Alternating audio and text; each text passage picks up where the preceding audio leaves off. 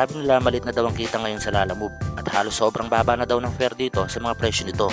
Kaya ngayong araw ay aalamin ko kung totoo nga ba ang mga ito. Dito ako ngayon sa Roas District at dito ko nakuha ang first booking ko. So guys, magandang hapon. Bali may nakuha na tayo na booking ngayon. Papunta to ng Makati guys. So ito, ang first booking natin, bali 133 yan. Tapos yan lang ang dadalhin. Maliit lang. Natin kung ilang kilometro 12 kilometer mula rito sa Diliman guys, dito sa may Rojas. So samahan nyo ako, dali na natin to guys. So guys, hindi ko alam kung makakakuha tayo ng kasabay nito. Napakahirap kumuha ng kasabay kapag wala kang bag. Pero yung dala naman natin, yung nakuha natin ay maliit lang. At halos hindi pa ako nakakalayo ay may pumasok na booking malapit lang dito sa Tomas Morato, napapunta din sa Makati City. Yun guys, may nakuha tayo na papunta rin na Makati. Dito lang sa may Scout Ralios. Mayroon lang 800 meters away mula rito guys. So yung fare na to more than 150. So guys, kapag wala kayong ginagamit na bag, titignan nyo yung mga booking nyo kung may nakalagay na bag na icon or wala. Ilang saglit lang ay nakarating na ako dito sa Scout Ralios. So saan dito ko nakuha ang second booking ko. Ma'am, lalo po, nagpabook kayo ma'am? Papunta na Makati kay Ma'am Mirna. Sige po, tawagan ko na lang siya ma'am na. Dito lang baka masira Thank you ma'am. Eksakto nga at maliit lang din ang item na ito at kasya sa footboard ng motor ko. Bali 156 Bali nagsimula nga pala tayo ng mag-open ng Lalamove apps ay alauna. So nakakadalawang booking na tayo, 1:30 na. So wala namang ulan, dyan na lang muna natin ilagay yan. So unahin muna natin yung una natin booking. Itong 133, dito lang to sa may malapit sa Bendiye, Paseo Heights. So rat-rat na tayo guys, samahan nyo ako hanggang sa makarating tayo ng Makati. At ilang minuto ang lumipas ay nakarating na ako dito sa Mandaluyong City at halos malapit na ito sa tulay ng Guadalupe. So time check, 1:45 na. Nakaka 45 minutes na tayo simula nung mag-open tayo ng Lalamove apps guys. At sa loob ng 45 minutes ay manakuha na akong dalawang bookings mula rito sa Quezon City papuntang Makati. So mga par, nandito na tayo sa Buendia. Kakaliwa tayo sa Paseo de Rojas. At nang makarating na ako dito ay namangha talaga ako dahil sobrang ganda talaga ng Makati City. Grabe guys, lalaki ng building dito sa Paseo de Rojas. Ayan, tapos kakanan tayo dyan sa may Bilyar. And then diretso tayo sa Libiste. Makati corner, Paseo de Rojas na tayo. So guys, andito na tayo sa may Paseo Heights. Tatawagan na lang natin yung client, Hello sir, Lalamove, nandito na ako sa baba ng Paseo Heights. Cash na lang sir, unang biyahe ko pa kasi sir At dahil nga walang cash si sir ay naghagilap muna ito ng pera kaya medyo natagalan ang paghihintay natin. Kunin na natin yung delivery niya ito guys. Waiting tayo, pababa na raw si sir. At maya maya pa ay dumating na din ang receiver. Sir, ban po. Yes. Apo, ito sir. 133 lang. Sa inyo na po yun. Okay na po itong sukli sir. Salamat po So guys, binigyan tayo ni sir ng 150. Chiteng. Bali may tip na tayo na 17 pesos. So guys, punta na natin yung ating second drop off dito sa may Santillan. Malapit lang rin dito yan. I-unload completed mo natin to. Tapos ito, yung 156. Merong 1.4 kilometers. Tara, biyahe na tayo guys. First booking, 150 agad yung kinita natin. Ay nakagandahan kapag medyo pinaghihintay ka. May mga tip yan.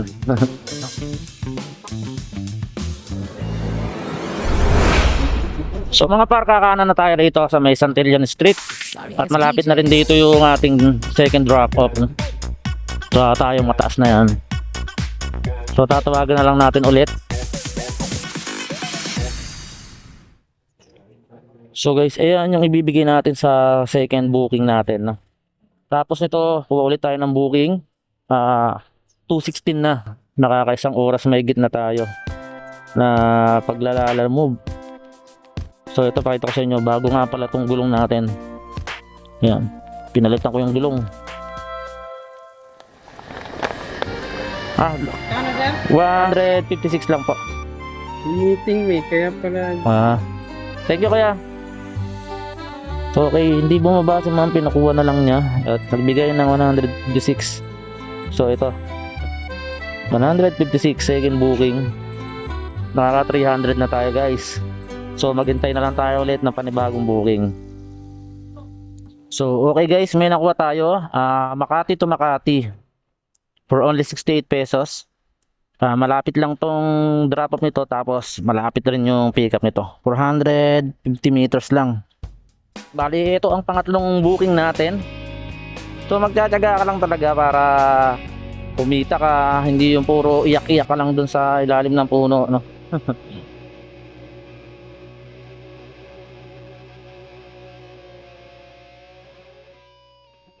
So guys, halos nandito na tayo.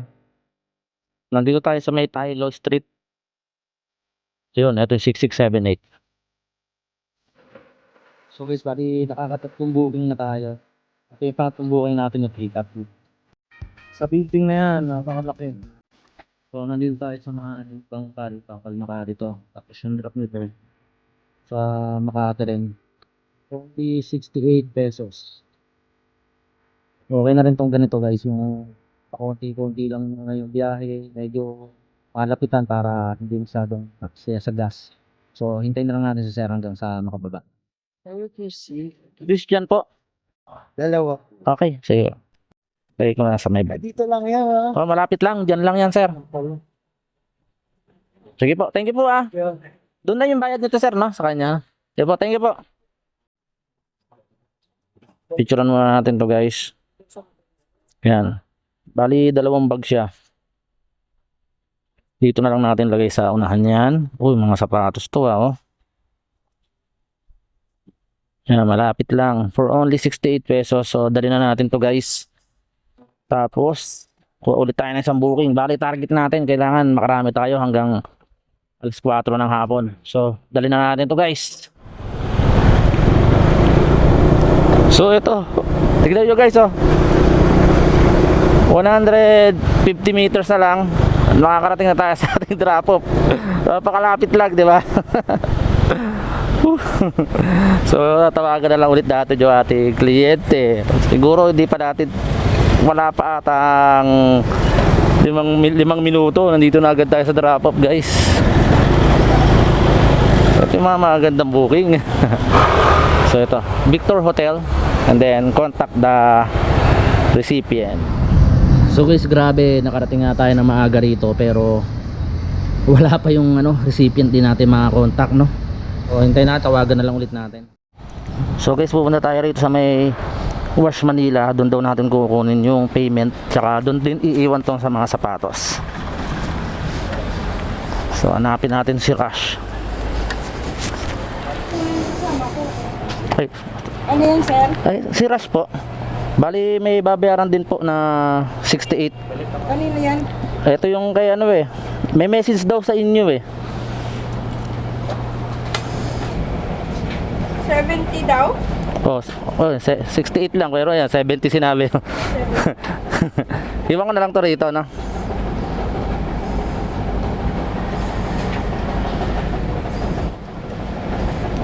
Ito lang, sukli pang 30.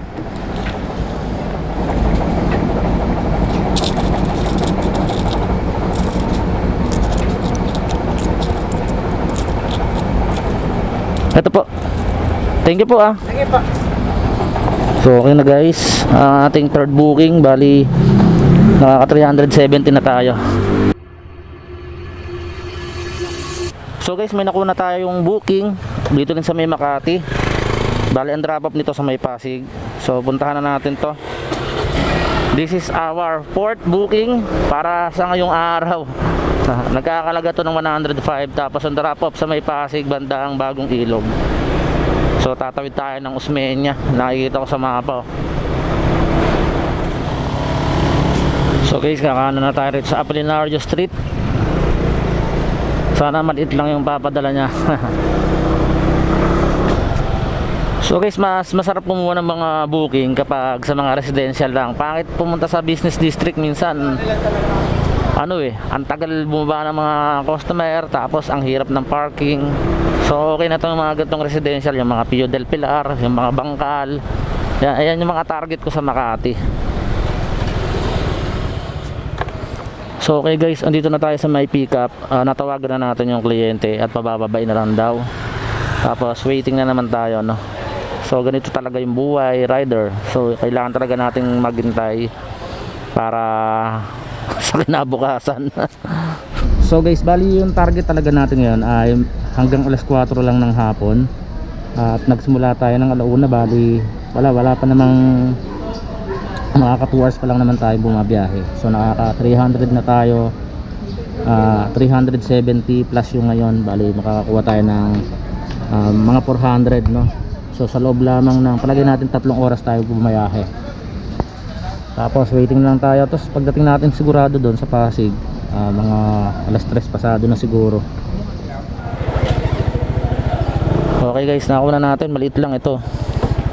Yung dadalhin natin sa Pasig. So picture muna natin to for only 109 pesos. So lagay natin sa bag para safe. Tapos sibat na tayo papunta ng Pasig. Bali ang target time natin ay alas 4. So may 11 kilometers to. Layo rin, no? Isipin mo guys, 109, 11 kilometers, no? Sobrang lugi na talaga tayo sa pinagagawa nila, alam mo. Pero biyahe pa rin ang biyahe. 14 kilometers pa nga, buwisit ang puta. So tara guys, biyahe na natin to para makarating tayo ng maaga sa Pasig. Kapag medyo maaga pa, kuha pa tayo ng panibagong booking. So guys, bali nandito na tayo sa Pasig Boulevard, and then may U-turn dito.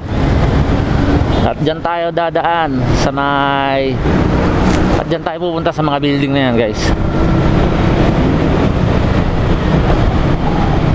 So kung nag-C5 tayo guys kanina, siguro wala pa tayo rito hanggang ngayon. Kasi nakita natin sa mapa, kulay pula. At alam natin kapag kulay pula ay talagang sobrang traffic.